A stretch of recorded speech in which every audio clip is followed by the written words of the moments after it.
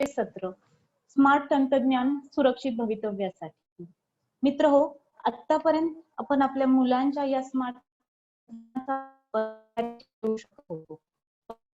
कोविड-19 नंतर आपण सर्वच जण कळत नकळत या तंत्रज्ञानाला अधीन गेलो आहोत. तर वेळी त्यावर आपण नियंत्रण काही गोष्टी टाळता कसे येतील ते आज आपण या सत्रातून ऐकूयात. आजच्या या कार्यक्रमाची सुरुवात आयएमए प्रेरणे करूयात. May everybody be happy. May every one of us see to it that nobody suffers from any pain or sorrow. I do not ask for crown, nor I wish to be in heaven or reborn. I only want to alleviate the suffering of those people who are burning in fire of sorrow. Thank you.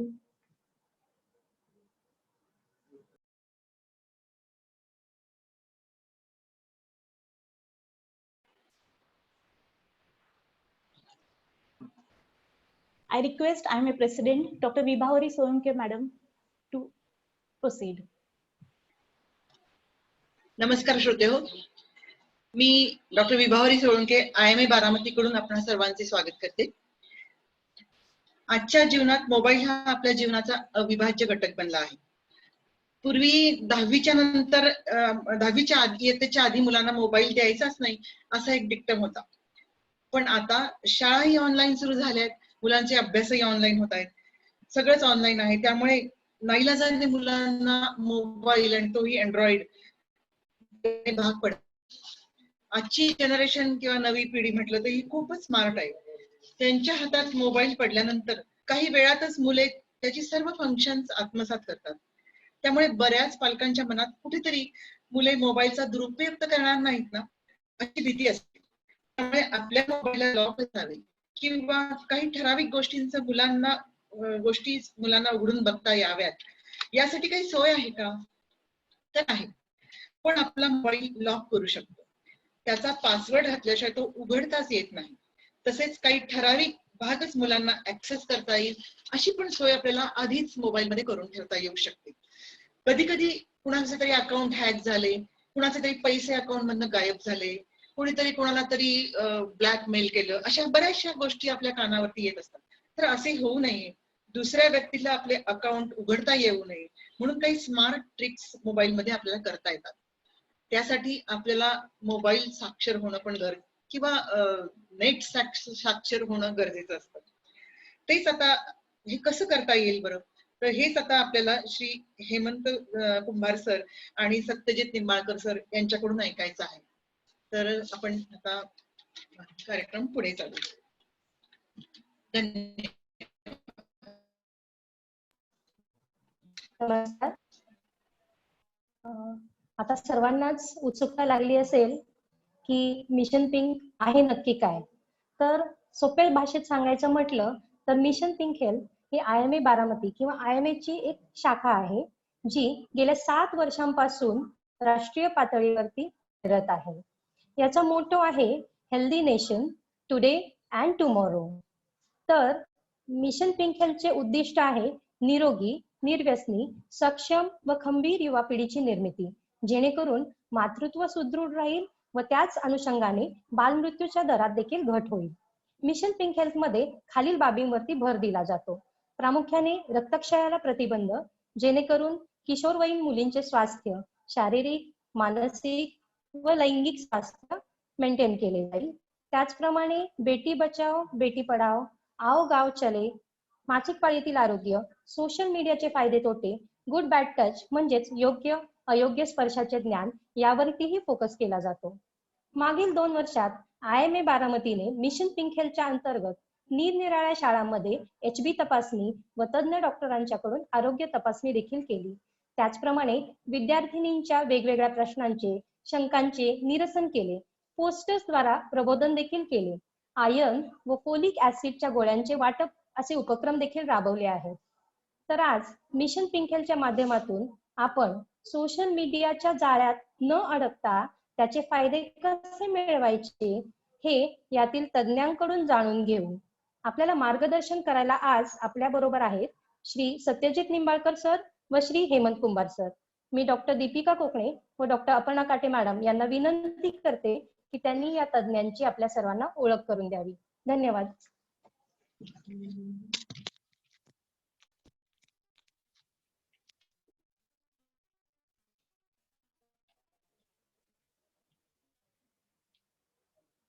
आजच्या कार्यक्रमामध्ये आपणा सर्वांचं स्वागत आहे. आज आपण खूप भाग्यवान आहोत की आपल्याला या विषयातील खूप चांगले तज्ज्ञ वक्ते म्हणून लाभलेले आहेत. तर पहिल्यांदा हेमंत कुंभार सर बोलतील. हेमंत कुंभार सर हे स्वतः ME आहेत आणि सध्या ते आर्टिफिशियल इंटेलिजन्स मध्ये स्वतः ते PhD करत आहेत. ते कॉलेज ऑफ इंजिनिअरिंग माळेगाव येथे कम्प्युटर सायन्स डिपार्टमेंटचे हेड आहेत आणि असून स्वतः सध्या ते असोसिएट प्रोफेसर देखील आहेत. त्यांना याच्यामध्ये 16 वर्षांचा शैक्षणिक अनुभव आहे.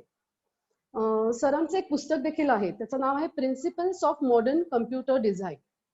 आणि सर स्वतः वेबसाईट डिझायनिंग, आर्टिफिशियल इंटेलिजन्स आणि डेटा सायन्स हे त्यांचे स्पेशलाइज्ड सब्जेक्ट्स आहेत. सरांनी अनेक वेगवेगळ्या विषयांवरती रिसर्च पेपर त्यांचे इंटरनॅशनल जर्नल्स मध्ये प्रसिद्ध झाले. So we are very fortunate to have him as our speaker. तर मी हेमंत कुंभार सरांना विनंती करते की त्यांनी आजचा सेशन सुरू करावा. धन्यवाद मॅम. माझा सगळ्यांना नमस्कार. खरंच ही खूप चांगली ऑपॉर्च्युनिटी आहे की या अतिशय सुंदर अशा प्लॅटफॉर्मवर मला काही शेअर करायला मिळत आहे. तर जास्त वेळ न घालवता मी माझी स्क्रीन शेअर करतो.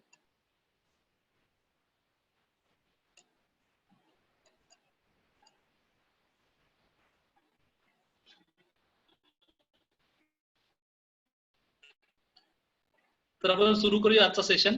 आजचा सेशन आहे सायबर सिक्युरिटी.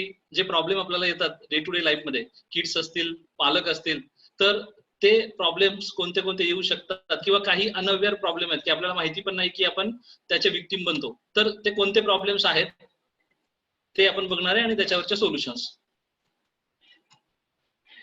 बघा, आजचा सेशन हा 4 पार्ट मध्ये डिवाइड केलाय की कोणत्या सिक्युरिटी रिस्क आहेत. आपण इंटरनेट वापरतो, मोबाईल यूज करतो, त्यावेळेस कोणत्या सिक्युरिटी रिस्क आहेत ते आपण पहिल्यांदा पाहणार आहे. त्याच्यानंतर त्याच्यापासून वाचण्यासाठी सेफगार्ड्स कोणते आहेत, ती सिच्युएशनच यायला नकोय याच्यासाठी सेफगार्ड्स कोणते आहेत. मग ते सॉफ्टवेअर्स असतील, काही बेसिक टिप्स असतील, काही इथिक्स आपण फॉलो करायचे आहेत, त्या कोणत्या सेफगार्ड्स आहेत ते आपण पाहणार आहे. त्याच्यानंतर अननोनली किंवा आपण कोणत्या एका अशा सायबर क्राईमचे विक्टिम बनलो तर त्याच्यात तो आपण डिफेंड कसा करायचा, तो फेस कसा करायचा हे पण आपण पाहणार आहे. आणि सेशनच्या शेवटी काही इम्पॉर्टंट वेबसाईट्स ज्या तुम्हाला युजफुल होतील, परत सॉफ्टवेअर्स आणि टूल्स जे तुम्ही यूज करू शकता जेणेकरून तुम्ही ह्या सायबर सिक्युरिटी तुमच्या लॅपटॉपला, मोबाईलला, कम्प्युटरला पूर्ण सेफ बनवेल आणि तुम्ही इझिली इंटरनेट यूज करू शकता. चला तर मग चालू करूया आजचं session. First, security risk. Session चालू करायच्या अगोदर मला काही तुम्हाला क्वेश्चन्स विचारायचे आहेत. तुमच्यापैकी किती लोक असे आहेत की जे ईमेल अकाउंट यूज करतात, जसं Gmail, Hotmail, Yahoo, Reddit mail etcetera? नक्कीच भरपूर, कारण हे सगळे फ्री मेल सर्व्हिसेस आहेत. मी सांगेल हे मेल सर्व्हिसेस यूज करायचं बंद करा, कारण या मेल्स, जीमेल असेल, याहू मेल असेल, तर ते सर्व्हर्सवर पूर्ण आपले मेल स्कॅन होतात. प्रत्येक मेलचे लाईन्स, कंटेंट स्कॅन होतात.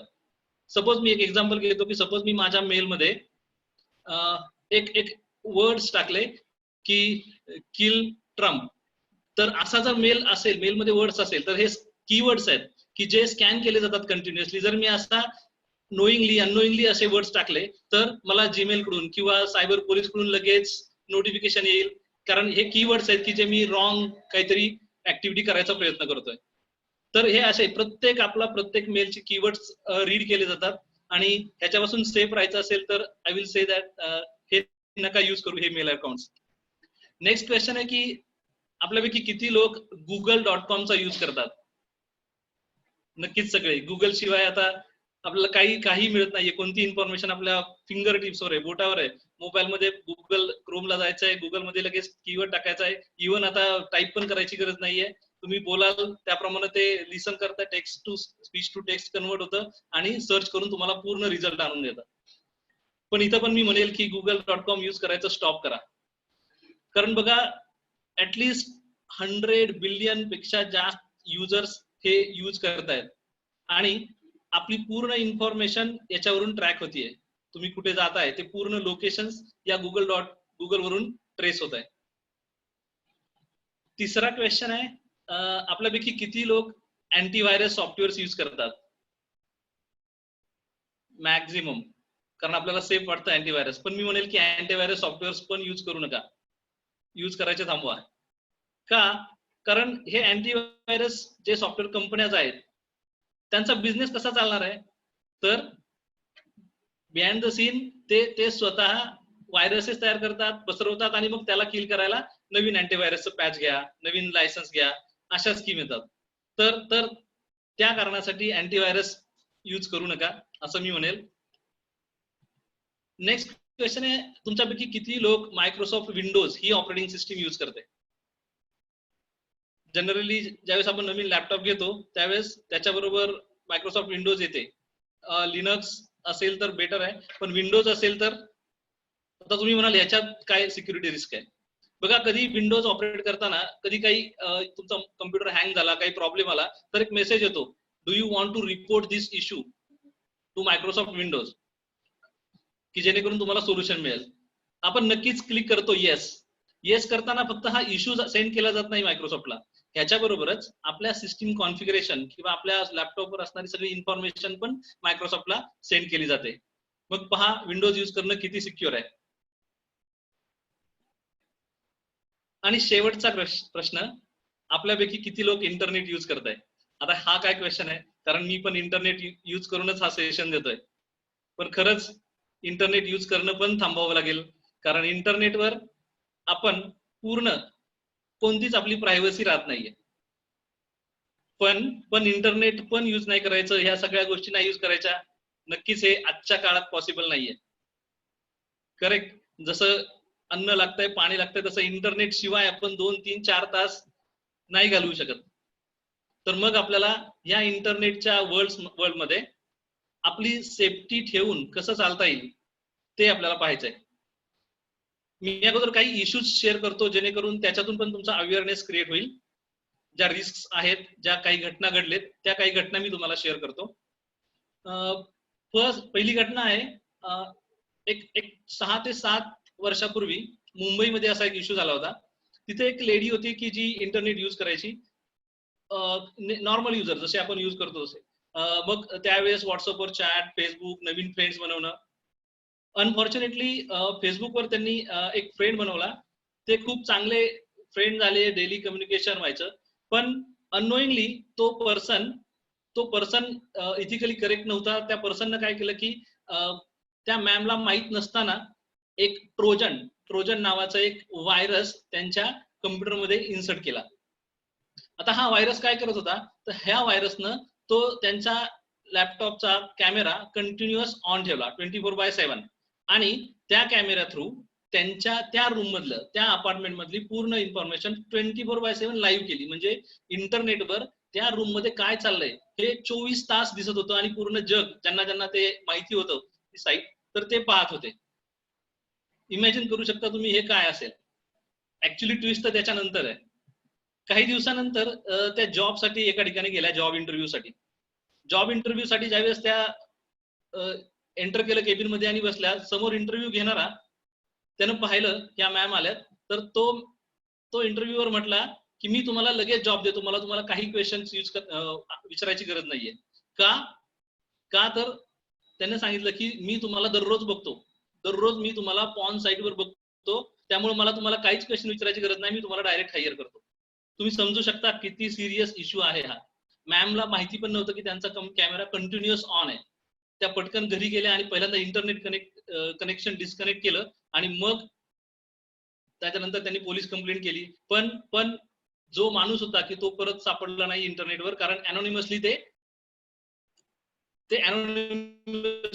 लॉग येतात.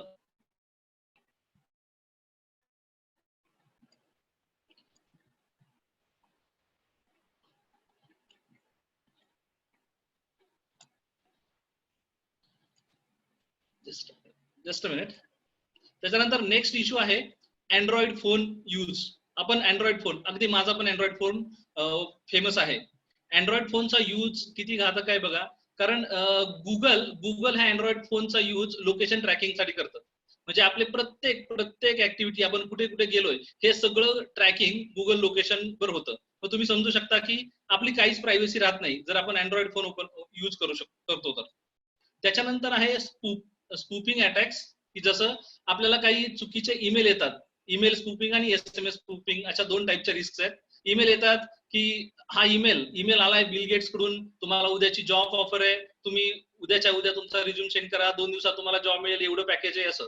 म्हणजे माणूस तिसराच असतो तो बिल गेट्सच्या नावानं. अगदी तुम्हाला बिलकुल कळणार नाही की कोणाकडून मेसेज आलाय, तो तुम्हाला असंच वाटेल की तो बिल गेट्स कडून आलाय. आणि अशा टाईपचे ईमेल येतात आणि जनरली आपण जर त्याचं क्युरिओसिटी नाही ठेवली तर आपण पण त्याला बळी जाऊ शकतो. तसंच SMS स्पूपिंग पण आहे. SMS गँग सारख्या वेबसाईट्स आहेत की जिथून दुसऱ्याच्या नंबरचा यूज करून त्या नंबरवरून तुम्हाला SMS आलाय असे मिसलिडिंग SMS पाठवले जाऊ शकतात. चौथी रिस्क मला शेअर करायची आहे की mobile phone spying.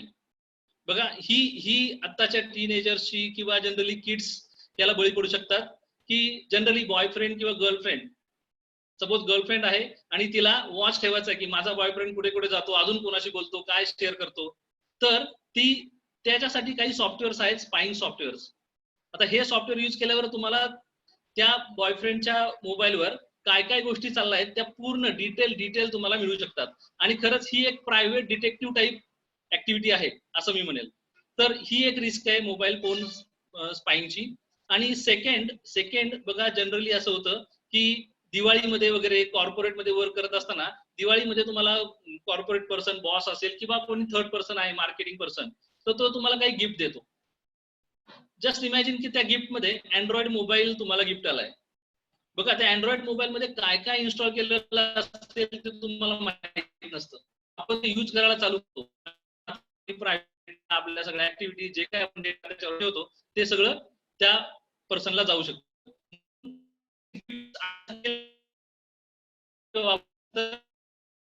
त्याच्यावरची operating system पूर्ण डिलीट तुम्हाला ते इरेज. मग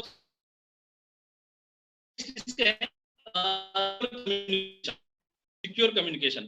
बघा टेररिस्ट आपलं कम्युनिकेशन कसं करत असतात जेणेकरून ते कुणाला कळत नाही मेसेज काय द्यायचा आहे, आता कुठे अटॅक करायचा आहे काय, तर त्यासाठी ते सिक्युअर कम्युनिकेशन वापरतात. मग आता आपण व्हॉट्सअप, फेसबुक यूज करतो, तर व्हॉट्सअप बरोबर सिक्युअर कम्युनिकेशन होत नाहीये का? आहे. व्हॉट्सअप मध्ये फॅसिलिटी आहे सिक्युअर कम्युनिकेशनची. ती जर तुम्ही ऑन केली तरच तुमचे जो मेसेज आहेत सेंडर आणि रिसिव्हर याच्यामधले मेसेज तिसरं कोणी पाहू शकत नाही. पण त्याच्याही पुढे जाऊन बघा आता लेटेस्ट आहे की दीपिका पदुकोणच्या व्हॉट्सअप रेकॉर्ड रीड केले गेले सायबर पोलिसनं आणि 2017चे रेकॉर्ड्स मिळाले. दीपिका पदुकोण अगोदर म्हणत होती की हे रेकॉर्ड्स माझे जुने मी कधीच डिलीट केले, तरी पण ते कसे मिळाले? तर बघा सिक्युअर कम्युनिकेशन वापरलं व्हॉट्सअपचं, पण आपल्याला जनरल हॅबिट असते की आपण आपला डेटा, व्हॉट्सअपचा डेटा परत मोबाईल जर फॉर्मॅट झाला तर जाऊ नये म्हणून जनरली आपण तो बॅकअप करतो आपल्या मेल आयडीवर, मेल सर्व्हरवर. सो दीपिका पदुकोणनं पण तसाच तो तिच्या मेल आयडीवर बॅकअप ठेवला होता. म्हणजे मोबाईल मधलं व्हॉट्सअपचं सगळं रेकॉर्ड डिलीट केलं तरी तो बॅकअप वाला डेटा सायबर क्राईमला मिळाला आणि मग त्याच्यातून ते काही मेसेजेस मिळाले. ते पुढचं तुम्हाला माहिती आहे. त्याच्यानंतर टॅब मॅपिंग ही एक रिस्क आहे. ही बघा जनरली जे जास्त कंटिन्युअस लॅपटॉपवर असतात आणि वेगवेगळे ऍप्लिकेशन यूज करत असतात तर जनरली आपल्याला हॅबिट असते की 2, 3, 4 टॅब ओपन करून ठेवायचे. पहिल्या टॅबचं काम तिथं जर काम दुसऱ्या टॅबचं पॅरलली मल्टिपल टॅब्स. पण इथं रिस्क अशी आहे की काही इंट्रुडर्स जावास्क्रिप्ट टाईपचे कोड्स तुमच्या मशीनवर इन्स्टॉल करतील. तुम्ही एक स्क्रिप्ट रन करताय आणि सपोज त्या एका टॅब मध्ये तुम्ही युजर नेम पासवर्ड टाकून बँकिंगला लॉग इन होताय. अशा वेळेस हे जावास्क्रिप्ट कोड तुमचा तो बँकिंगचा युजर नेम पासवर्ड चोरून सेंडरला सेंड करू शकतात आणि त्याचा मिसयूज होऊ शकतो. तर जनरली एका वेळेस एकाच टॅब मध्ये काम करा किंवा मग तुम्हाला बाकीचे सोल्युशन जे आता पुढच्या सेशन मध्ये मिळतील तर त्या सोल्युशन प्रमाणे तुम्ही हे या रिस्क पासून वाचू शकता. आणि लास्ट रिस्क आजच्यासाठी मी शेअर करतोय एटीएम मशीन हॅकिंग. जनरली आता आपण इंटरनेट, मोबाईल आपल्या घरी वापरतोय पण एटीएम मध्ये पण रिस्क आहे आणि जनरली आपण याला पण बळी पडू शकतो. कारण आपण एटीएम साठी बघा सिक्युरिटीसाठी काय आहे, आपली जी मेटॅलिक स्ट्रीप आहे मागच्या बाजूला एटीएमच्या ती सिक्युअर असते की जेणेकरून तुमचे आयडेंटिफिकेशन ऑफ दॅट एटीएम मिळत नाही. आणि सेकंड पिन जर तुम्ही कुणाला सांगितली तर तुम्ही तुमच्या लॉकरची चावी दुसऱ्या तर त्याच्यापासून सेफ राहायचं, पिन कुणाला डिस्क्लोज नाही करायची आहे. आणि सेकंड, मेटॅलिक स्ट्रिपचं काय, तर बघा काही हॅकर्स त्या जिथं आपण एटीएम मशीन वापरतो त्या मेटॅलिक स्ट्रिप स्कॅन करायच्या जागेवर काही छोटेसे कॅमेरे फिट करतात, जेणेकरून तुम्ही जे स्क्रॅच करताय ती इन्फॉर्मेशन ते त्या कॅमेऱ्यातून रिट्रीव्ह करू शकतात. तर ह्या काही रिस्क आहेत. मी काही तुम्हाला usage of dose and mobile on social. बघा ही 2019 ची न्यूज आहे. वुमन फाइंड्स व्हॉट्सअप पिक मिस टीनेजर्सला की तुमचे प्रोफाईल फोटो, तुमचे personal photos, group photo, even family photos पण जास्तीत जास्त अवॉइड करा. मी तर सांगेल बिलकुल फेसबुक व्हॉट्सअप इकडे शेअर करू नका. अदरवाईज त्याला काही प्रायव्हसी देऊन मग तुम्ही शेअर करा, अदरवाईज याचा मिसयूज होईल. सेकंड, सायबर बुलिंग हा एक लेटेस्ट टाईपचा रिस्क आहे की जे जनरली मुलांना इवन सिनियर्सला पण त्रास. सायबर बुलिंग काय आहे की सुरुवातीला तुमच्या बरोबर येऊन बोलतात आणि त्याच्यानंतर तुमची फ्रेंडशिप झाली ऑनलाईन साईटवर की मग मात्र तुम्हाला हॅरॅसमेंट करणं, तुम्हाला नको ते मेसेजेस पाठवणं हे खूप जास्त प्रमाणात चालू आहे. आणि मुलांना याचा त्रास होतो कारण मुलांना कुणी समोरून त्यांचा इन्सल्ट केलाय तर हे सहन होत नाहीये. आपण जर सिनियर पर्सन असेल तर ते अंडरस्टँड करू शकतो, तो आपल्याला ओळखत नाहीये किंवा काय त्याचा फरक नाही, पण टीनेजर्सवर याचा खूप गंभीर परिणाम होतोय. तर सायबर बुलिंग पासून पण वाचलं पाहिजे. सोनाक्षी सिन्हाने जस्ट आता कंप्लेंट लॉन्च केलेली की तिच्याबरोबर पण असा सायबर बुलिंग अँड ट्रोलिंगचा इन्सिडेंट झालेला. तर ही एक न्यूज आहे. त्याच्यानंतर सोशल मीडियाचा डेटा मिसयूज. बघा अजून एक आहे, रितिका आणि रितू ह्या सायबर बुलिंगचे सफर झाले. त्यात काय झालं की त्यांनी न्यू फ्रेंड जे कधीच माहिती नव्हते त्यांच्याशी फ्रेंडशिप झाली, चांगलं बोलणं झालं फेसबुकवर, पण त्याच्यानंतर तो डेटा त्यांनी यूज केला. ज्यावेळेस रितिका शर्माने त्यांच्याशी बोलायचं बंद केलं त्याच्यानंतर त्यांनी स्टॉकिंग चालू केलं, म्हणजे फोन करून त्रास देणे, मेसेजेस पाठवणे. तर ह्या केसेस होऊ शकतात. त्यामुळे आपण सोशल मीडिया वापरताना खूप काळजी घेतली पाहिजे. अजून एक लास्ट, बघा बऱ्याच गोष्टी आपण ज्यावेळेस आपल्याला माहिती आहेत ते आपण अवॉइड करू शकतो, पण काही गोष्टी अशा आहेत की मुलं चेष्टा म्हणून काही गोष्टी करतात, त्यावेळेस खरंच सिरियस क्राईम घडू शकतो. त्याचं एक एक्झाम्पल मी तुम्हाला शेअर करतो. जनरली मुलं काय करतात की कुणाचा तरी दुसऱ्याचा फोटो घ्या आणि एक फेक फेसबुक अकाउंट क्रिएट करा आणि त्याच्यावर मग दुसऱ्यांची चेष्टा करा. हे जोपर्यंत फ्रेंड सर्कलमध्ये चेष्टा करा ते सिरियस नाहीये, पण ज्यावेळेस हे फेसबुक आहे, हे इंटरनेट आहे, त्यावेळेस हा तुमचा फेक अकाउंट आणि पूर्ण तुमचं नेटवर्क हे इंटरनेटवर जातं. तुम्हाला माहिती नसणार आहे की ह्याला कोण हॅक करतंय किंवा ह्याला कोण कोण लॉग इन आहे, ह्याचा डेटा कुणाकुणाकडे जातोय, कारण फ्रेंड टू फ्रेंड असा डेटा जाऊ शकतो. अशा याच्यामध्ये तुमची केलेली चेष्टा किंवा तुम्ही काही इन्सिडेंट केला फ्रेंड बरोबर चेष्टा म्हणून, तो जर दुसऱ्या कोणाला इन्सल्टिंग असेल, दुसऱ्या कोणाला हर्टिंग असेल, तर ते त्याच्याबद्दल केस करू शकतात. आणि अशा प्रकारची केस ही एक क्राईम आहे. तर काळजी घ्या की किड्स, टीनेजर्सने की कोणतेही फेक अकाउंट क्रिएट नका करू. फेसबुक असेल, व्हॉट्सअप असेल, काही असेल, कारण हा अननोइंगली हॅपन होणारा क्राईम आहे. पण याला तुम्हाला याला डिफेंड करता येणार नाही की मला माहितीच नव्हतं, माझ्या अनोइंगनं झाला, किंवा मला कायदा माहित नाहीये म्हणून मला गुन्हा करायची परमिशन आहे, असं नाही होत. ठीक आहे. तर हा झाला पहिला पार्ट की काय काय रिस्क असू शकतात. ऍक्च्युली याच्यापेक्षा भरपूर आहे, पण एवढ्या तरी आपण काळजी घेतली तरी पण आपण खूप सेफ असू इंटरनेट यूज करताना. आपण दुसऱ्या सेक्शनकडे जाऊ, सेफगार्ड्स. सेफगार्ड्स मध्ये बघा स्मार्टफोन यूज करताना ज्यावेळेस किड्स यूज करतायत तर 3 बेस्ट प्रॅक्टिसेस मी सजेस्ट करेल. Contact, content and conduct. Contact म्हणजे do your child really know that person they are friending on social media. Social मीडियावर, व्हॉट्सअपवर, फेसबुकवर तुमचे चाइल्ड कुणाकुणाशी मैत्री करतायत हे तुम्हाला माहिती असलं पाहिजे. कंटेंट मध्ये is the content your child is watching appropriate. जे बघतायत ते बरोबर कंटेंट बघतायत का, त्यांच्या एज प्रमाणे, मॅच्युरिटी प्रमाणे, त्याच्यावर पण तुमचं लक्ष असायला पाहिजे. आणि conduct is your child bullying or being bullying, means तो कुणाचा इन्सल्ट करतोय किंवा त्याला कोण इन्सल्टिंग बोलतोय, हॅरेस करतोय, असं काय होतंय का, ह्याच्यावर वॉच ठेवणं गरजेचं आहे. कारण मी मगाशी सांगितल्याप्रमाणे चाइल्डला याचा खूप जास्त, किड्सला याचा खूप जास्त त्रास होतो इन्सल्टिंग टाईप हॅरेसमेंटचा. आणि सेकंड, ते कोणत्या टाईप, बघा ड्रायव्हिंग करताना त्यांनी टेक्स्ट केलं नाही पाहिजे, हे पॅरेंटने काळजी घ्यायला पाहिजे. फोन फ्री टाइम तुम्ही लिमिट घालून द्या की किती वेळ त्या किडनं तो फोन वापरायचा आहे. त्याच्यानंतर शेअरिंग देअर पर्सनल इन्फॉर्मेशन, त्यांना गाईड करा की कोणता डेटा द्यायचा आहे, काय शेअर करायचं आहे, अननोन पर्सनला बिलकुल शेअर नाही करायचं आहे. नंतर सेक्स्टिंग, काही सेक्शुअल वर्ड्स पिक्चर्स वगैरे हे शेअर नका करू किंवा मेसेजेस पाठवू नका.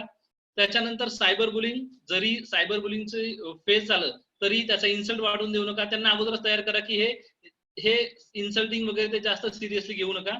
आणि last, making in app purchases, app वगैरे परचेस करताना तुम्हाला काळजी घ्यायची की कोणत्या टाईपचे ऍप घेताय, त्याच्याबरोबर कोणते कंटेंट येत आहेत ते. फेसबुक साठी काय काळजी घ्यायची आहे तर manage privacy settings. Manage privacy setting मध्ये आता तुम्हाला डेमो दाखवण्यात येईल की काय काय प्रायव्हसी सेटिंग करायचे. आणि इंस्टाग्रामला पण ensure your child's account is private, हे तुम्हाला अश्योर करायचं आहे. तर आता नेक्स्ट सेशन मध्ये आपल्याला प्रॅक्टिकल डेमो बघायचे. हे मी सांगितलं हे एवढ्या गोष्टी करायच्यात, पण त्या कशा करायच्यात आणि इझिली कशा होऊ शकतात त्याचा आपण डेमो पाहणार आहे.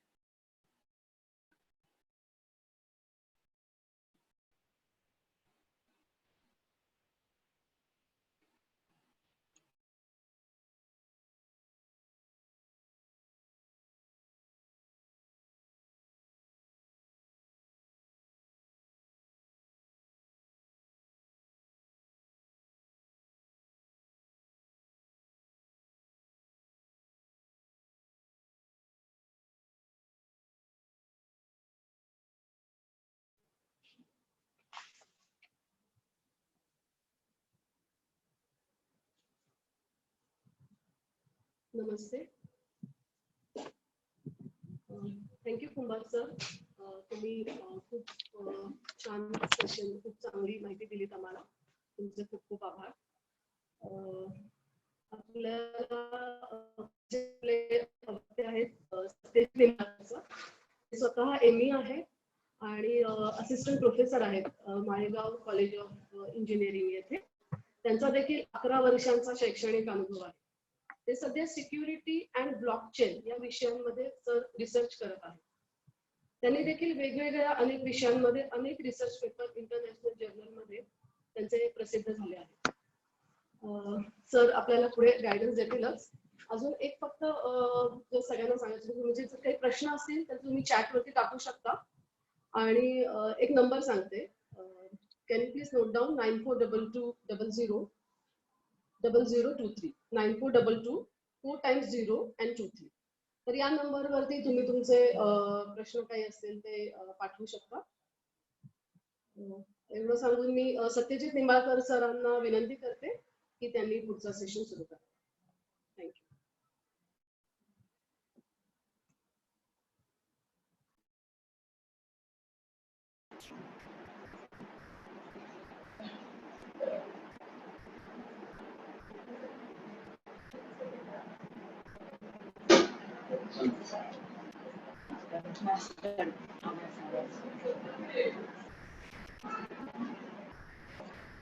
Okay, good evening all of you.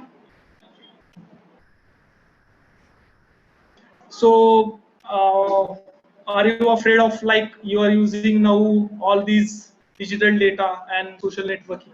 आपण आता सोशल नेटवर्किंग आणि काही जे वापर डिजिटल युगातले जे काही ऍप्लिकेशन्स आहेत त्याच्यामुळे किती प्रॉब्लेम्स होऊ शकतात आणि ते प्रॉब्लेम्स आपल्याला कुठे घेऊन जाऊ शकतात याचे काही आपण अनुभव बघितले. या अनुभवातून आपण हुशार होणं महत्त्वाचं आहे, कारण आजच्या युगात फक्त डिजिटली होणंच महत्त्वाचं आहे, कारण सगळं एका तुमच्या टूलवरती येऊन ठेपलंय सगळं तंत्रज्ञान. आणि या तंत्रज्ञानाचा उपयोग कोणत्या प्रकारे करायचा हे शेवटी त्या माणसावरती आणि त्या व्यक्तीवरती डिपेंड आहे. जेवढे तंत्रज्ञान तयार होतील तेवढ्या तंत्रज्ञानामध्ये त्याला हॅक करणारे किंवा त्याच्यावरती वर्चस्व मिळवणारे लोक पण तयार होतात. त्याच्यामुळं जे तंत्रज्ञान आपण शिकतोय किंवा त्या तंत्रज्ञानावर आत्मसात करतोय ते तंत्रज्ञान आपण कितीपत व्यवस्थित वापरणं हे आपल्यावरती पण डिपेंड आहे. तर आपण चालू करूया.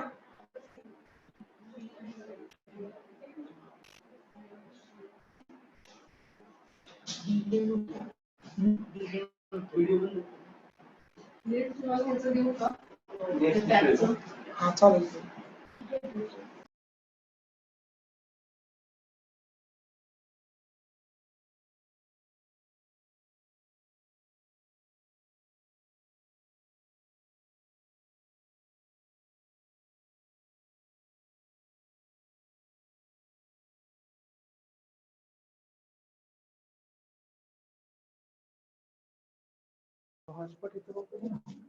एक 2च मिनिट आहे फक्त.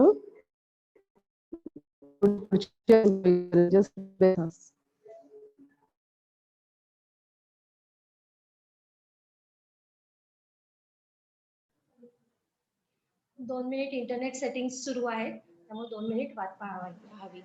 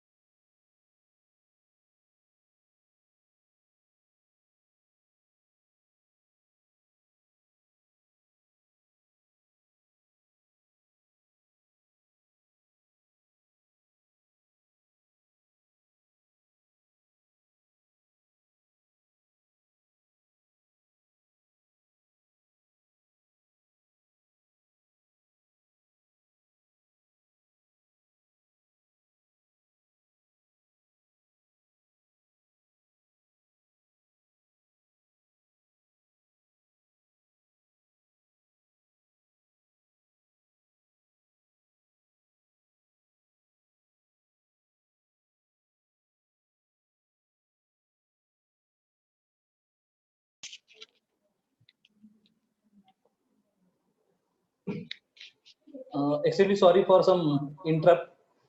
Actually, the software demo arrangement is going on. तोपर्यंत मी अजून काही शेअर करायचं आहे मला की अजून काही इश्यूज होऊ शकतात जे इंटरनेटवर यूज करताना. बघा, जनरली आपण टेररिस्ट कसे कम्युनिकेट करत असतील तो मुद्दा मला मगाशी जास्त बोलता नाही आला. बघा, स्टेगनोग्राफी म्हणून तुम्ही ऐकलं असेल. 2 पर्सन्स कम्युनिकेट करताना प्लेन टेक्स्ट नाही सेंड करत, ते सेंड करतात एक इमेज एकाकडून दुसरीकडे. आता ही इमेज सेंड करताना इमेज मध्ये काही डेटा आपण हाईड करून सेंड करू शकतो, इन्फॉर्मेशन हाईड करून सेंड केली जाऊ शकते. ओके, जे क्रिमिनल्स आहेत 2001 पासून ही पद्धत यूज करतायत आणि खरंच त्या 2 इमेजेस जर तुम्हाला दिल्या तर तुम्हाला ते आयडेंटिफाय नाही होणार की त्या 2 इमेजेस मध्ये काय फरक आहे, पण त्या इमेज मध्ये डेटा हाईड करून पाठवला जाऊ शकतो. तर ही एक रिस्क आहे ज्यावेळेस आपण इंटरनेटवर फेसबुकवर काही फोटोज बघतो, काही कोट, खूप चांगले कोट्स मिळतात आपल्याला, मेसेज मिळतात, ते आपल्याला आवडतात, मग आपण आपल्या फ्रेंड्सला सेंड करतो. पहा, आपल्याला माहिती नसते की त्या इमेज मध्ये काही डेटा, काही इलिगल डेटा हाईड केलेला आहे का, आणि मग जर तो आपण आपण नाही म्हणू शकत की अननोइंगली झालंय किंवा मला माहिती होतं त्याच्यात काय डेटा आहे. आणि म्हणूनच मी सजेस्ट करेल की ज्यावेळेस आपण आलेले मेसेजेस फॉरवर्ड करतो, फेसबुकवर असेल, व्हॉट्सअपवर असेल, तर ते मेसेजेस सेंड करताना काळजी घेण्याची गरज आहे. अवॉइड करा जितके सेंड करताल फॉरवर्ड. तुम्हाला तुमचं स्वतःचं काही चांगलं असेल तर ते टाईप करून ते मेसेजेस तुम्ही सजेस्ट करा, ते फॉरवर्ड करा, पण बाकी फॉरवर्ड करताना रिस्क असू शकते. तर हा इश्यू आहे की जनरली आपण यूज करतो मेसेजेस सेंड करण्यासाठी. त्याच्यानंतर अजून एक स्पेशल मी शेअर करायचं आहे मला की बघा, आता आपण इंटरनेट यूज करतो, त्याच्या पुढे जाऊन आता तुम्ही टीव्हीवर ऍड पाहत असाल, अलेक्सा एक मशीन्स आहेत की जे तुम्ही घरी बसवू शकता. अलेक्सा ही अशी एक मशीन आहे की जे तुम्ही बोललेलं ऐकते, त्याचा टेक्स्ट मध्ये कन्वर्ट करतं, ते इंटरनेटवर जाऊन सर्च करून ती माहिती तुम्हाला आणून देतं. तुम्ही पाहिले असतील ऍड, अलेक्सा प्ले दिस सॉन्ग, मग अलेक्सा ते गाणं लावतं. तर ते कसं करतं की इंटरनेटला ते कनेक्ट होतंय आणि मग ते इंटरनेटवरून सर्च करून आणून तुम्हाला देतंय. हे आपल्याकडे आता चाललंय, पण फॉरेन कंट्रीज मध्ये अलेक्सा खूप आधीपासून आहे. आता इथं सिक्युरिटी रिस्क काय बघा. अलेक्सा म्हणजे काय की एक मशीन तुम्ही बसवली आहे, ठीक आहे, त्याला ज्यावेळेस अलेक्सा म्हणाल त्यावेळेस ते तुम्हाला रिप्लाय देत आहे, पण कंटिन्युअसली ऑन आहे, म्हणजे तुम्ही घरात जे काही बोलताय ते इंटरनेटवर सेंड केलं जातंय. हू नोज ते हा पूर्ण तुमचं घरातलं कम्युनिकेशन कोण ऐकेल.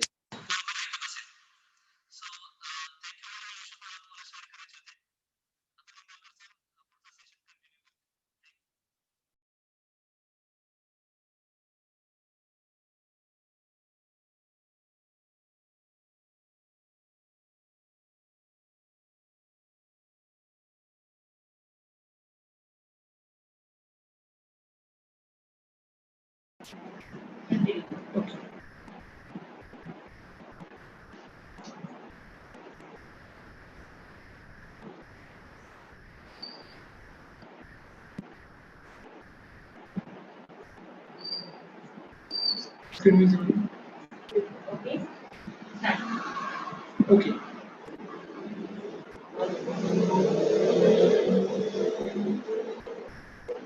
Okay. So we will start with now with the practical sessions. आपण प्रॅक्टिकली बघूया की काय काय प्रॉब्लेम्स आले आणि त्याचे काही सोल्युशन्स आहेत. ओके, तर खूप सारे मुलं आणि पालक आजकाल खूप घाबरलेले जातात की माझ्या फोनवरती काही व्हायरसेस, वर्म्स आणि काही गोष्टी आल्या.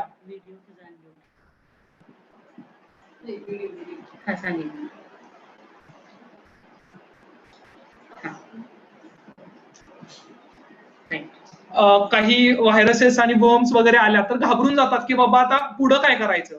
तर काही कॉमन ट्रिक्स आहेत आणि काही कॉमन सोल्युशन्स आहेत आपण त्याला, आणि आपण आता ते प्रॅक्टिकली बघूया.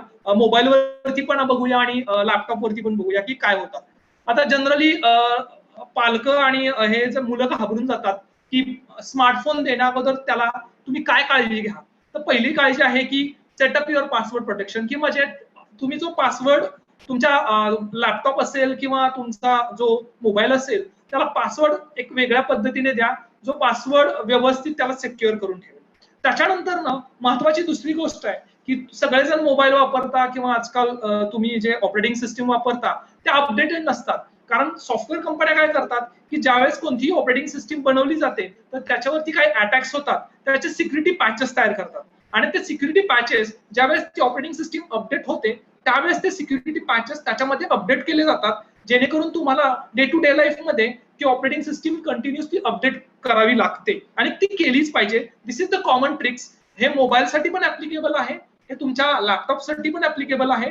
म्हणजे तुम्ही जे, आणि पहिली तर गोष्ट आहे की तुम्ही पायरेटेड व्हर्जन्स जे तुमच्या मोबाईलमध्ये असं विंडोज वगैरे तुमच्या याच्यामध्ये वापरता तुमच्या मशीनवरती, तर ते पायरेटेड नका वापरू. आय एम रिकमेंड यू की लायसन कॉपीज कडे जावा. त्याच्यानंतर ना tell to your child that do not download the apps without your approval, की तुम्ही सांगितल्याशिवाय तुमच्या मुलाने कोणतेही ऍप डाउनलोड नाही केले पाहिजे, त्याला पण आपण सोल्युशन देणार आहोत. सॉफ्टवेअर मध्ये गुगल प्ले स्टोर मध्ये त्याला सोल्युशन आहे, मी प्रॅक्टिकली दाखवतोच तुम्हाला. पण की तुमच्या परमिशन शिवाय त्या मुलाने कोणतेही ऍप्लिकेशन डाउनलोड नाही केलं पाहिजे आणि ते ऍप्लिकेशन इन्स्टॉल नाही केलं पाहिजे. त्याच्यानंतर ना की हे एक महत्वाची गोष्ट आहे की talk about the location services. आजकाल खूप सारे स्मार्टफोन आहेत आणि त्याच्यावरती तुम्ही ज्यावेळेस ऍप्लिकेशन इन्स्टॉल करता आणि त्यावेळेस ते ज्यावेळेस ऍप्लिकेशन इन्स्टॉल करत होता आपल्याला एक सवय आहे की ऍप्लिकेशन आपण मोबाईल वरती घेतो आणि नेक्स्ट काही बघत नाही, परमिशन सगळ्या allow phone allow, location allow. आणि ज्या गोष्टीला सपोज तुम्ही एखादी बँकिंगची सर्व्हिसेस वापरताय तर त्याला ठीक आहे, पण तुम्ही एखादे सपोज प्रायव्हेट ऍप्लिकेशन आपण मोबाईलवर करताय आणि त्याला लोकेशन सर्व्हिसची गरजच नाहीये तरी तुम्ही त्याला ऑथॉरिटी दिली. जसं सरांनी पाठीमागे सांगितलं की त्या मुलीचा कॅमेरा ऑन होता कारण तुम्ही त्या कॅमेऱ्याच्या परमिशन देऊन ठेवल्यात त्याला अगोदर. म्हणजे तुम्ही कोणतंही ऍप्लिकेशन इन्स्टॉल करायच्या अगोदर तुम्ही हे लक्षात ठेवा की तुम्हाला त्या सर्व्हिसची गरज आहे का नाही. आणि त्याच्यानंतर महत्वाचं आहे तुमच्या प्रत्येक गोष्टीसाठी रूल्स तयार करा. म्हणजे तुम्ही जे लॅपटॉप वापरणार आहात, तुम्ही जे स्मार्टफोन वापरणार आहात तर त्याच्यासाठी काहीतरी रूल्स ठेवा. ओके, तर या आहेत कॉमन ट्रिक. ऍप्लिकेशन इन्स्टॉल करायच्या अगोदर फेसबुक वापरता किंवा कोणतेही बाकीच्या काही गोष्टी वापरता तर त्यावेळेस तुम्ही तुमचे फोटोज टाकतो. तर एक सिंपल एक्झाम्पल देतो. सपोज तुम्ही बारामतीमध्ये आहात आणि तुम्ही आता सध्या सपोज काटे डॉक्टरांकडे आलेला आहात आणि तुम्ही तिथं काहीतरी हॉस्पिटलाइज झाला किंवा काहीतरी आणि चुकून तुमचे मित्र भेटायला आले आणि तुम्ही सेल्फी टाकली आणि तुम्ही सांगितलं की हे 2-3 दिवसासाठी ऍडमिट्स आहेत आणि हे गोष्टी झाल्या. पण मग त्या ज्या वेळेस कळतो की हॉस्पिटलाइज झालाय किंवा काहीतरी आणि तुम्ही सांगितलं की हे 2-3 दिवसासाठी ऍडमिट झाल्या, पण मग नंतर आणि आपलं घर रिकाम आहे तिथं पाठीमागं, तर हे पाठीमागं काही इन्सिडेंट्स होऊ शकतात. हे तुम्ही त्याच्या गोष्टी अशा खूप साऱ्या आहेत की तुम्ही इनअप्रोप्रिएट गोष्टी किंवा डॉक्युमेंट्स अपलोड करता काही ड्रग्ज अल्कोहोलचे आणि त्या गोष्टी तुम्हाला आता लेटेस्ट एक्झाम्पल दीपिका पदुकोणचं तुम्ही बघितलंच की जे एनसीबीने काय केलं की अनवॉन्टेड ड्रग्ज किंवा ह्या गोष्टी त्यांनी अपलोड केल्या आणि ते सापडले गेले. त्याच्यानंतर ना काही ज्या गोष्टी आहेत की अननेसेसरी कमेंट्स देणं, gets your friends to agree, none of your post will be any comments or which will hurt you.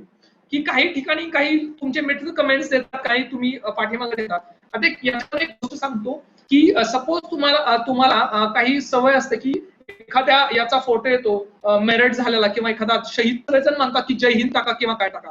ज्यावेळेस तुम्ही कोणती कमेंट देता त्यावेळेस तुम्ही एक लक्षात ठेवा की तुमचं कमेंट दिलेलं जे नाव आहे आणि तुमचा प्रोफाईल ऑटोमॅटिकली त्याच्याकडे गेलेला असतो आणि तुमच्याकडे मग प्रॉब्लेम क्रिएट करू शकतो. तो प्रोफाईल कसा सिक्युअर करायचा त्याच्याकडे ती पण आपल्याकडे ट्रिक आहे. त्याच्यानंतर ना जर तुम्हाला कोणी काही प्रॉब्लेम्स क्रिएट करत असतील तर सिंपल गोष्ट त्याला तुम्ही ब्लॉक करू शकता. हे तुमच्याकडे ऑप्शन आहे. त्याच्यानंतर ना जर तुम्ही नवीन फ्रेंड्सला जॉईन करता सोशल मीडिया थ्रू, जर तुम्हाला तो काही प्रॉब्लेम्स क्रिएट करत असेल किंवा पर्सनल मीटिंगसाठी बोलवत असेल, अशा पुण्यात खूप काही गोष्टी घडलेल्या आहेत की फ्रेंड झालेत त्याच्यानंतर त्याला भेटायला बोलवलं, त्याच्याकडचं काही दागिनेस वगैरे घेतलेले आहेत आणि त्यांना परत मारलेलं. म्हणजे या गोष्टी होतात पुढे. त्यामुळं टीनएजर्सने या गोष्टी लक्षात ठेवल्या पाहिजेत. These are the common tricks. आता या गोष्टी आपल्या सोबत झाल्या तर आपण काय करायचं. तर पहिली तर गोष्ट आहे की तुम्ही काय करायचं. ओके, पहिली तर गोष्ट आहे की तुम्ही याच्यासोबत काय करायचं. तर त्याच्यासाठी पहिली गोष्ट आपण जे मुलांसाठी आहे आणि जे मुलं मॅक्सिमम प्रॉब्लेम्स क्रिएट करतात पालकांसाठी, हा सगळ्यात आत्ताचा मोठा इश्यू आहे.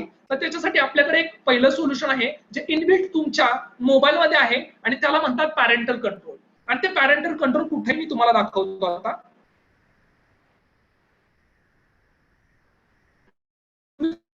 मोबाईल मध्ये गेला की लगेच प्ले स्टोर मध्ये जावा. प्ले स्टोर मध्ये गेल्यानंतर ना तुम्ही तुमच्या सेटिंग मध्ये जावा.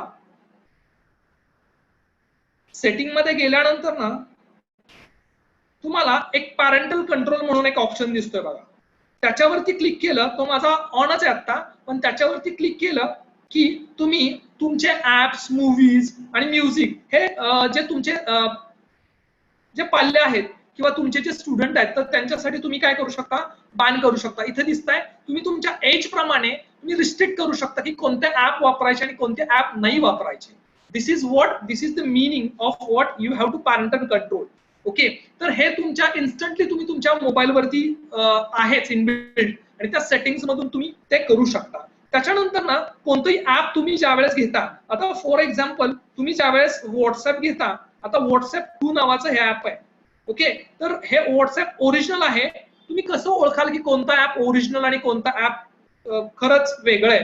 तर कोणतंही ऍप घेता तर त्याच्या वेळेस त्याचे रिव्ह्यूज आणि रेटिंग्स बघा, त्याचे काय प्रॉब्लेम्स आहेत ते बघा, आणि सगळ्यात महत्वाचं त्याचे किती मिलियन्स युजर्स आहेत. आता तुम्ही जर व्हॉट्सअप बघत असाल तर त्याचे 3 मिलियन्स 100 मिलियन्स असे युजर्स, तर त्या की ते ऍप कसं आहे आणि काय आहे, म्हणजे कोणतं ओरिजिनल आणि कोणतं आहे याच्यानुसार तुम्ही त्या रेटिंग्स वरून कळता. त्याच्यानंतर आता फॉर एक्झाम्पल की तुम्ही आता मी सांगितलं की सपोज आपलं डुप्लिकेट ऍप आहे व्हॉट्सअप 2 म्हणून, तर याच्यावरून तुम्ही बघू शकता की किती लोकांनी फक्त 3.23K लोकांनीच त्यांना रेट केलंय आणि त्याचं रेटिंग्स खूप कमी आहेत. तर याच्यानुसार तुम्ही ओरिजिनल्स आणि डुप्लिकेट हे ऍप्लिकेशन तुम्ही बघू शकता. ओके, त्याच्यानंतर ना ज्यावेळेस कोणतेही ऍप्लिकेशन तुम्ही वापरता, ओके, तर त्याच्यासाठी काही सर्व्हिसेस दिसतात तिथं तुम्हाला. तर ऑटोमॅटिकली तुमच्या लोकेशन सर्व्हिसेस वगैरे ज्यावेळेस तुम्ही चालू करता इथं तुमच्या सगळ्या सर्व्हिसेस दिसतात कधी कधी. तर त्या सर्व्हिसेस तुम्ही कृपया ऑफ ठेवत जावा ज्या लागणार नसतील त्या. आणि कॉमन गोष्ट आहे, ज्यावेळेस तुम्ही कुठेही इंटरनेटला वापरत असाल, ज्यावेळेस कोणतंही एखादं बँकिंग ऍप्लिकेशन वापरत असाल त्यावेळेस तुम्ही नक्की करा की तुम्ही तुमच्या मोबाईलचं इंटरनेट वापरताय.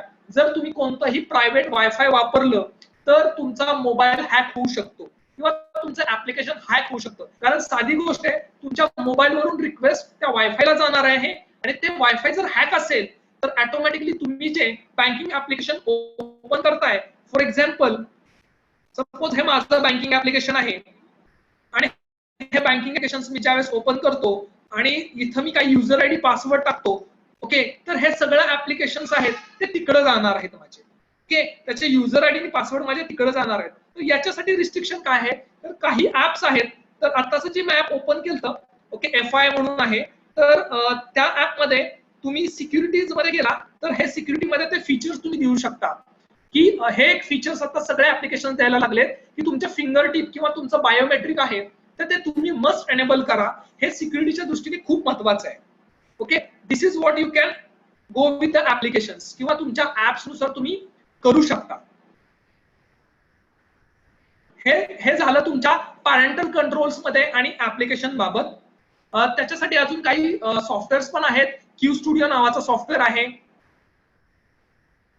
ओके, आता जर याच्यानंतर हे काही प्रॉब्लेम्स क्रिएट झालेच की बाबा माझ्याकडून आता ऍप्लिकेशन्स झालेले आहेत आणि माझे पैसे, माझ्याकडे SMS आला, मी त्याला लॉग इन केलं आणि चुकून माझे SMS चे पैसे SMS थ्रू माझे पैसे कट झाले. एक इन्सिडेंट सांगतो. एक नेटफ्लिक्स वरती जामतारा म्हणून एक आहे, तुम्ही आठवणीने बघा, एक वेब सिरीज आहे. तर जामतारा नावाचं एक गाव आहे, आय थिंक ते उत्तर झारखंड मध्ये आहे.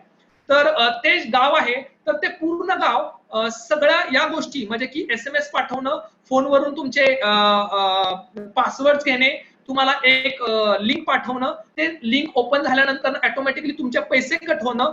तर आणि ते केस झाल्यानंतर मग तुम्ही काय करता की ऑब्व्हियसली कोणताही काय प्रॉब्लेम, पैसे कट झाले की पहिली तुमची धाव पोलीस स्टेशन मध्ये असते, बरोबर ना.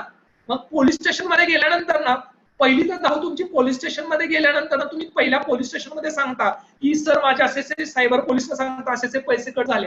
पण त्या जामतारा मधल्या पोलिसांचं मत काय आहे माहितीये मित्रांनो, की आम्ही तिथं गेल्यानंतर ना ते मग तिथं नाही येतच. म्हणजे ते काय करतात, पैसे वगैरे घेतात आणि तिथून गायब होतात, दुसरीकडे जातात. तर याच्यासाठी सायबर क्राईम पोलीस पण आता हतबल झालेले आहेत आणि त्यांना ट्रॅक करण्याच्या प्रोसेसेस करतायत. ओके, तर या गोष्टी होऊ लागलेल्या आहेत. अशा गोष्टी तुमच्या मुलांच्या बाबतीत पण कधी कधी होतात.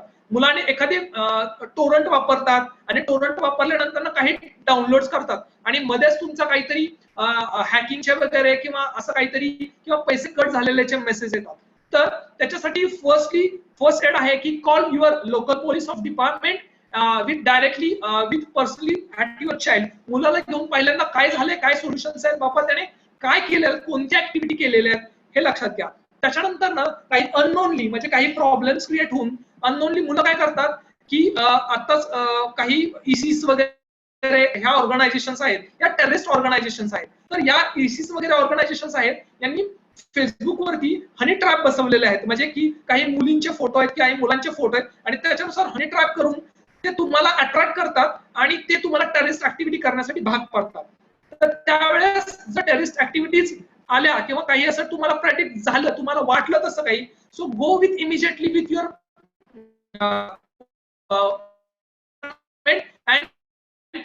व्हायलन्स आणि रिक्रुटमेंट या गोष्टी टेररिस्ट करतात तर त्यांना ते सांगा. त्याच्यानंतर ना अशा काही ऑर्गनायझेशन्स आहेत, मी त्याचप्रमाणे सांगितलेले की इसिस वगैरे त्या पण आहेत. तर या गोष्टी आजकाल होऊ लागलेल्या आहेत. त्याच्यानंतर ना इंटरनेटमध्ये काही फ्रॉड्स पण होऊ लागलेले आहेत. मी त्याचं एक तुम्हाला सिंपल फिशिंगचं एक एक्झाम्पल दाखवतो याच्यानंतर ना की ऍक्च्युली इंटरनेट फ्रॉड्स पण ईमेल थ्रू कसे होऊ लागलेले आहेत. याच्यानंतर ना काही लॉज आहेत आपल्याकडं. तर याच्यामध्ये काही लॉज मध्ये सायबर अटॅक झाल्यानंतर ना सायबर स्टॉकिंग म्हणजे की हॅरेसमेंट झाली तर त्याच्यासाठी इंडियन पिनल कोड ऍक्ट आणि सायबर क्राईम मध्ये 43 आणि 66 हे लॉज आहेत. आपल्याकडं याची सोय पुण्यामध्ये शिवाजीनगरमध्ये आहे. तिथं पिनल कोड्स आणि सायबर क्राईमचे सेपरेट आहेत. तिथे जाऊन तुम्ही हे पब्लिश किंवा त्याच्यावरती आर्ग्युमेंट्स करू शकता. त्याच्यानंतर ना इंटरनॅक्च्युअलिटी प्रॉपर्टी राईट्स आहेत, म्हणजे काही मिसिंग तुम्ही एखाद्याचे काही कॉपीराईट्स वगैरे केले तर त्याच्यानुसार पण तुम्हाला काही शिक्षा होऊ शकते. त्याच्यानंतर ना सॅल्मी अटॅक आहे. आता हा सॅल्मी अटॅक आहे, हा अटॅक एकदम म्हणजे कुणाला जाणवणार पण नाही. सिंपल एक्झाम्पल सांगतो की एक युरोपमध्ये एक बँक होती आणि त्या बँक मधून जे काही पैसे आहेत ते डॉलरमध्ये न करता पेनीज मध्ये पैसे काढले होते त्याने. आणि प्रत्येक अकाउंट मधले असे 54,000 अकाउंट त्याने हॅक करून 54,000 अकाउंटचे कंटिन्युअसली दर महिन्याला तो पेनीज काढून त्याचे चालू होतं. असं तो वर्षभर पैसे काढत होता. पण त्या यांना पण माहिती नव्हतं आणि बँकेला पण माहिती नव्हतं की काय होतंय नक्की. तर हे सॅल्मी अटॅक्स पण होतात. तर त्याच्यासाठी 43 आणि 66 या काही गोष्टी आहेत. त्याच्यानंतर फिशिंग नावाचा प्रकार आहे, म्हणजे तुम्हाला एक फेक वेबसाईट किंवा तुम्हाला एखादा ईमेल येतो. फॉर एक्झाम्पल मला एक ईमेल आला, ओके, आणि ईमेल आल्यानंतर ना मी क्लिक केल्यानंतर ना की एखादं वेब पेज ओपन होतं. तर ते मी दाखवतो तुम्हाला त्या वेब पेज कसं असतं. आता मी ईमेल आल्यानंतर क्लिक केल्यानंतर ना हे दिसतंय तुम्हाला, हे वेब पेज ओपन झालेलं आहे. हे जीमेलचं वेब पेज दिसतंय, पण हे जीमेलचं नाहीये. दिस इज फिशिंग साईट. आणि हे कसं ओळखाल की इथं गेल्यानंतर ऍड्रेस बार वरती HTTPS आणि HTTP हे विसरू नका. त्याच्यानंतर ना तुमचं जर FB अकाउंट हॅक झालं तर FB अकाउंट हॅक झालं तर काय कराल, तर त्याच्यासाठी तुम्ही just go with your Facebook account.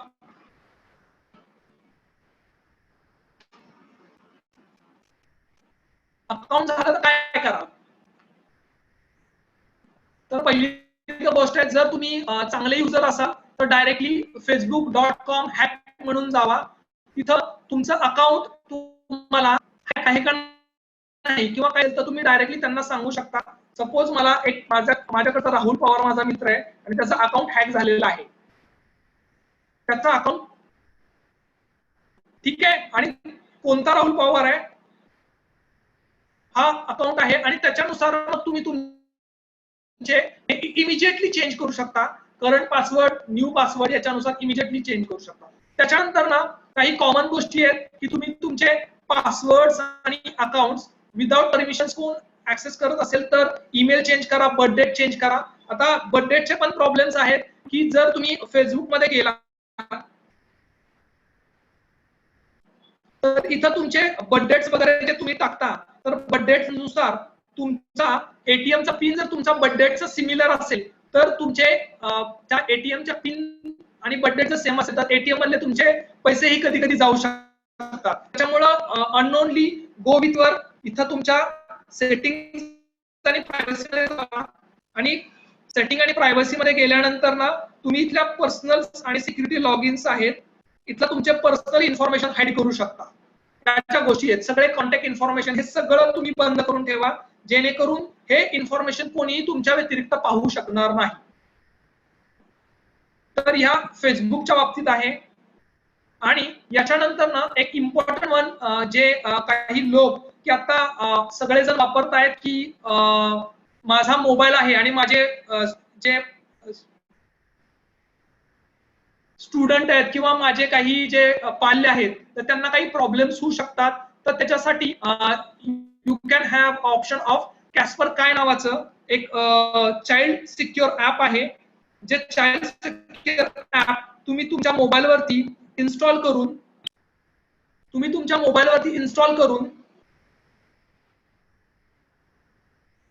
तुमचा पाल्य तुमचा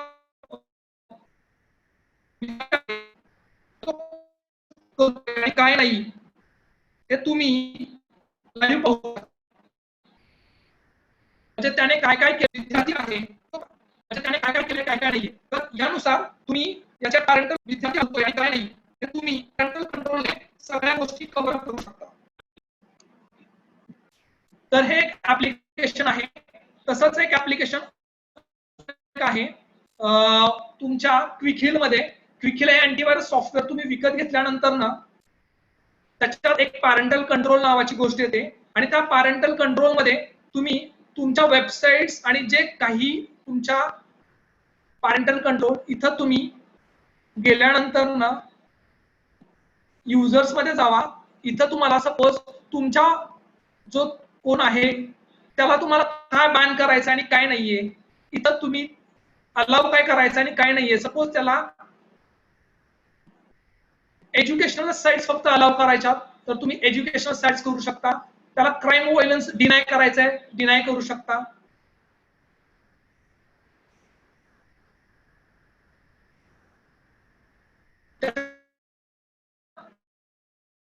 ऍप्लिकेशन कंट्रोल्स पण करू शकता. सपोज तुम्हाला फेसबुकची साईट वापरतो तर त्याला बॅन करायची आहे. इथं तुम्ही फक्त त्या वेबसाईटचं नाव लिहा. सपोज youtube.com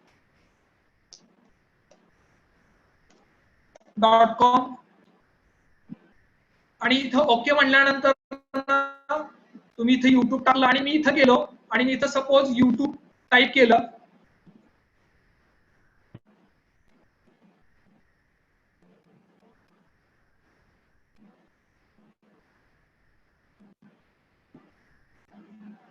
तर ती साईट ऍक्सेस कधी कधी होत नाही. ओके. तर या गोष्टी कधी कधी बॅन्स वगैरे नाही झाल्या. सो ओके म्हणा. इथं ऍक्च्युली ओके नाही केलं मी. आता ती जी माझी साईट आहे युट्यूब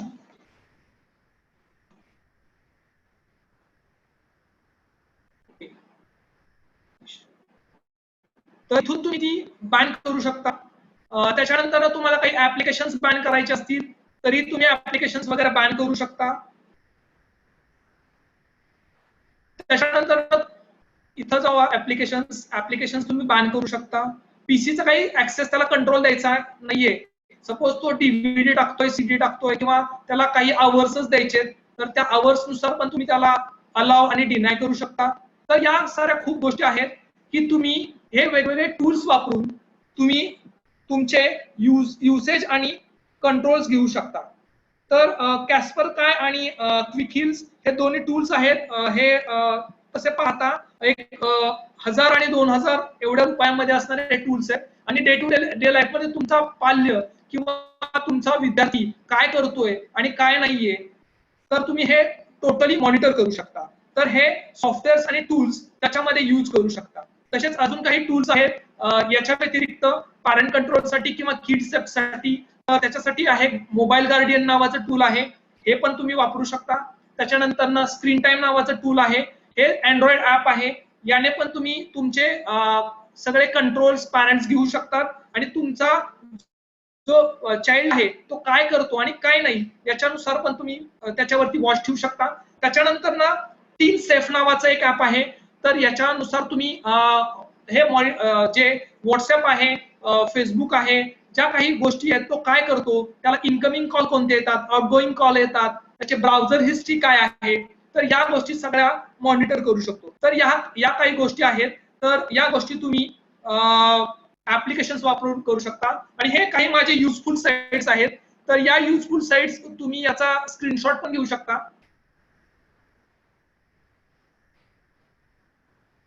एक जस्ट मिनिट, तुम्हाला एक युजफुल साइट्स आहेत किंवा या युजफुल साइट्स तुम्ही शेवटी पण वापरू शकता.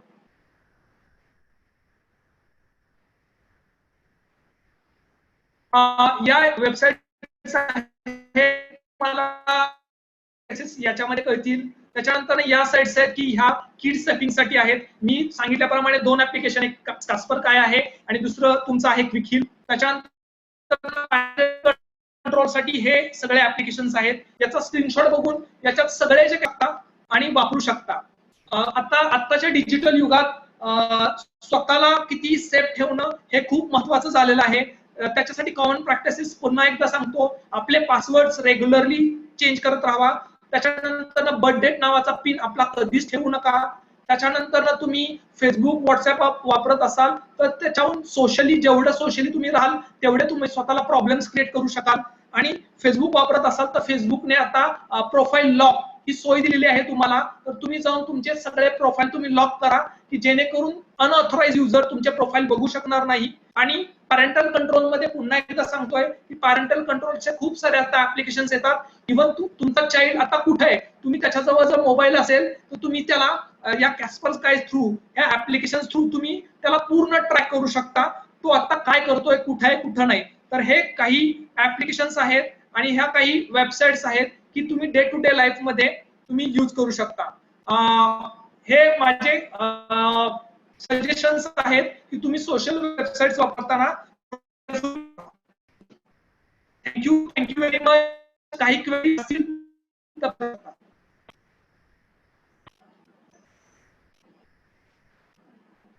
you can use your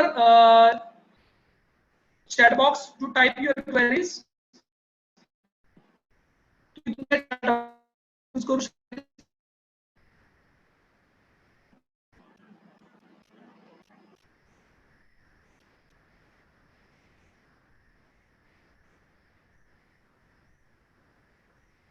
hello hello, नमस्कार.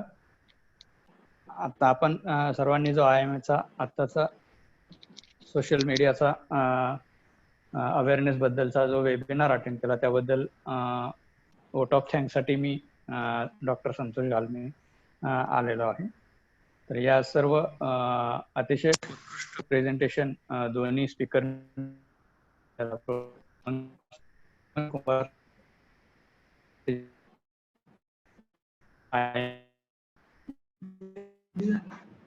एकत्र आणून हे प्रेझेंटेशन तयार करायला आम्हाला मदत करणाऱ्या प्राध्यापक नीता जोशी मॅडम यांचे आम्ही IMAच्या वतीने आभारी आहोत.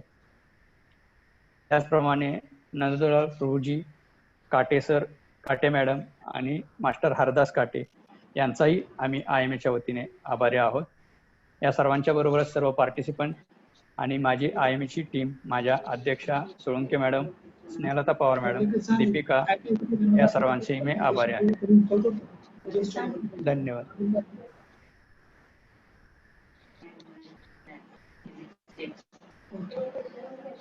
हा, 2 क्वेश्चन्स आहेत, ते क्वेश्चन्स. ओके, पहिला क्वेश्चन आलेला आहे फाईल. अँड्रॉइड जे तुम्ही प्ले स्टोर मध्ये कोणतेही अँड्रॉइड मध्ये कोणतेही ऍप्लिकेशन ज्यावेळेस तयार केलं जातं तर त्याची ज्यावेळेस एक एक्झिक्युटेबल फाईल किंवा मशीन तुमच्या मोबाईल मध्ये इन्स्टॉल केली जाते तर ती APK फाईल असते त्याची. तर अँड्रॉइड पॅकेज मॅनेजर असतं आणि त्याच्यानुसार ती पॅकेज करून ती इन्स्टॉल केली जाते. त्यांना APK फाईल म्हणतात. ती APK फाईल तुम्ही प्ले स्टोर वरून जर इन्स्टॉल केली, इट इज लायबल सोर्स, तो ओरिजिनल सोर्स आहे आणि ती जी फाईल आहे ती ओरिजिनल आहे हे ठरवलं जातं. जर तुम्ही प्ले स्टोर वरून नसाल घेत आणि प्रायव्हेटली इन्स्टॉल करत असाल, it is unsafe for you. दुसरा क्वेश्चन आहे की माय फोन ऍप सिक्युअर आहे का नाही. आता हे तर ऍप्लिकेशन्स ऍक्च्युली प्ले स्टोर वरती आहे. आता काही ऍप्लिकेशन्स प्ले स्टोर पण काढायला लागलंय. तर जेन्युअनली डिपेंड्स ऑन युजर की तो कशासाठी यूज करतो. मी तर म्हणेल की या अशा सारख्या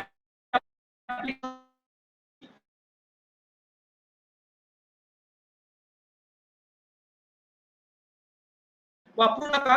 याची काही गरज नाहीये की हे ऍप्लिकेशन्स तुम्ही तुम्ही कॅम रेकॉर्डर किंवा कॅम स्कॅनर युज करत होता, तर हे कॅम स्कॅनर हे ऍप्लिकेशन आणि हे चायनीज ऍप्लिकेशन असल्यामुळे प्ले स्टोरनी काही दिवसापूर्वी ते रिमूव्ह केलेलं आहे. तर प्ले स्टोर वरती कंटिन्युअसली तुम्ही मॉनिटर करत राहा की कोणतं ऍप्लिकेशन चांगलं आहे आणि कोणतं ऍप्लिकेशन खराब आहे. तर प्ले स्टोर वरून जर ते ऍप्लिकेशन काढलं तर प्लीज ते यूज करू नका, कारण Play Store, Google Play Store is the genuine Play Store where you can download and install your application.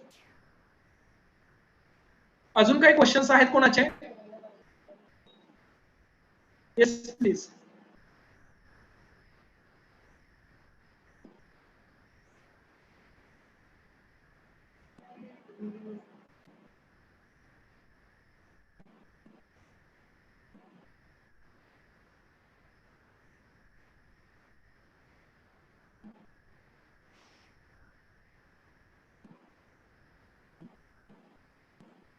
अजून काही क्वेश्चन्स असतील तर प्लीज विचारू शकता.